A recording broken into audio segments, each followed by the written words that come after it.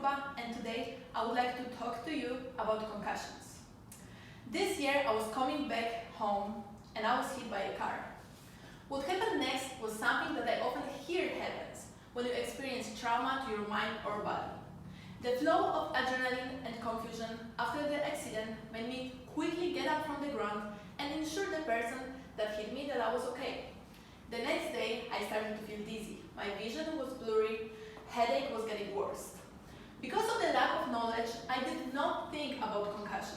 I was not even sure if I hit my head. And that's one of the things that people don't know about. To get concussion, you don't have to hit your head. On the third day after the accident, I went to school. For the first time in my life, I felt like I don't get what's going on. I was not able to focus, the lecture sounded like echo. Head keeps hurting. Next, volleyball practice. I was practicing like everything is okay. Every athlete knows we often practice when not feeling good. But gladly, my athletic trainer noticed the bruises and demanded informations. Then she processed concussion test, sent me to doctors, and I was advised what to do next. I was lucky that someone noticed something that I was unaware of.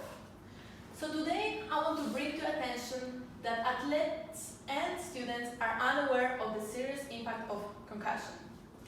First, let me preview the main points of my presentation. I want to overview the serious impact of concussion and our lack of general knowledge. Then, I will discuss coaches and the athletic industry, knowledge and responsibilities. One of the biggest issues with concussion is that people often don't understand what concussion is, how the symptoms look, and what danger concussion brings. Shanikes, in his article from 2009, gives a brief definition of what concussion is and talks about the process of how it occurs. A concussion is defined as disturbance in a brain function that occurs following either a blow to the head or as a result of violent shaking of the head.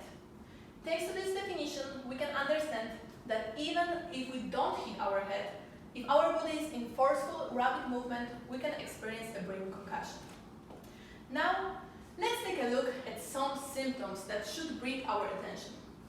The most common symptoms of concussions are headache, nausea, balance problems, dizziness, double or fuzzy vision, sensitivity to light or noise, feeling foggy, change in sleep pattern, and concentration or memory problems.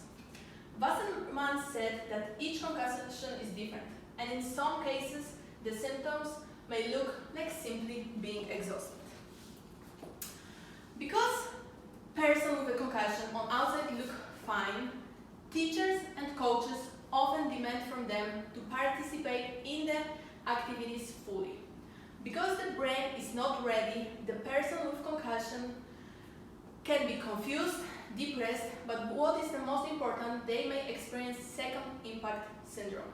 But I will talk about this later. So now, the question is, what action has to be taken?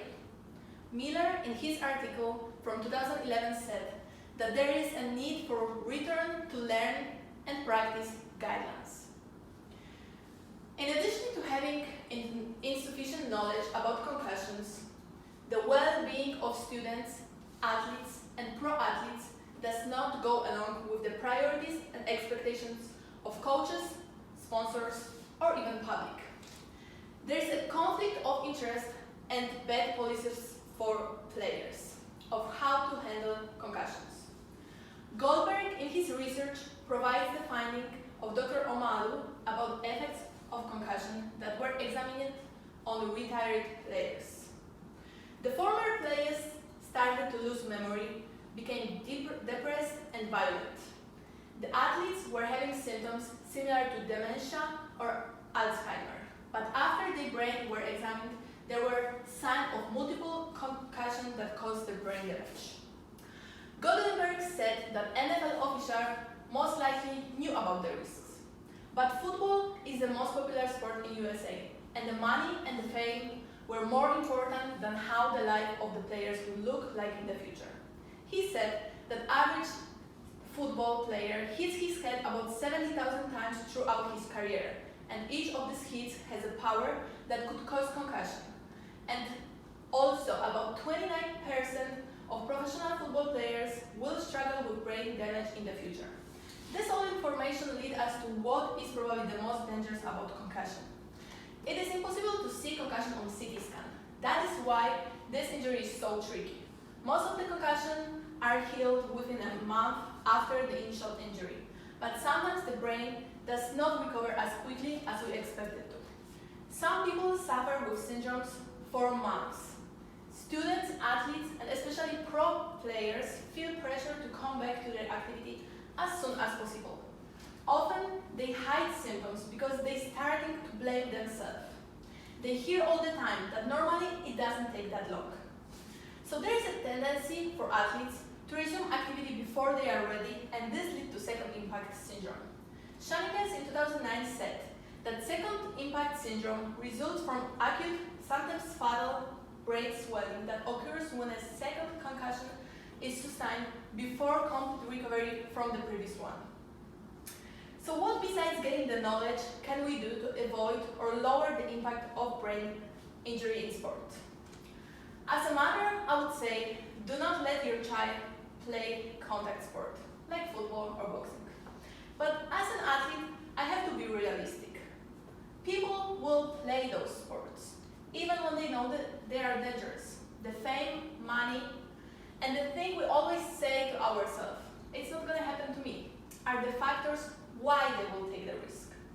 Shanikes in 2009 said that even though no helmets can prevent concussion, there are researches that proves that new helmets produced by Pittsburgh Medical Center Sport Medicine Concussion Program can lower the chances of getting a head injury of 31%.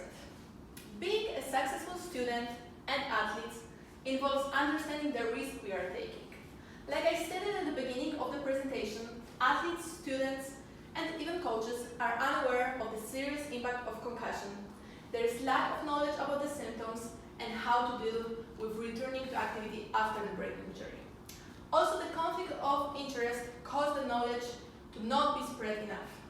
To end my presentation, I would like to challenge everyone in the audience to share knowledge about the symptoms of concussion and encourage everyone who struggle with post-concussion effect to take the time to fully recover. Thank you very much.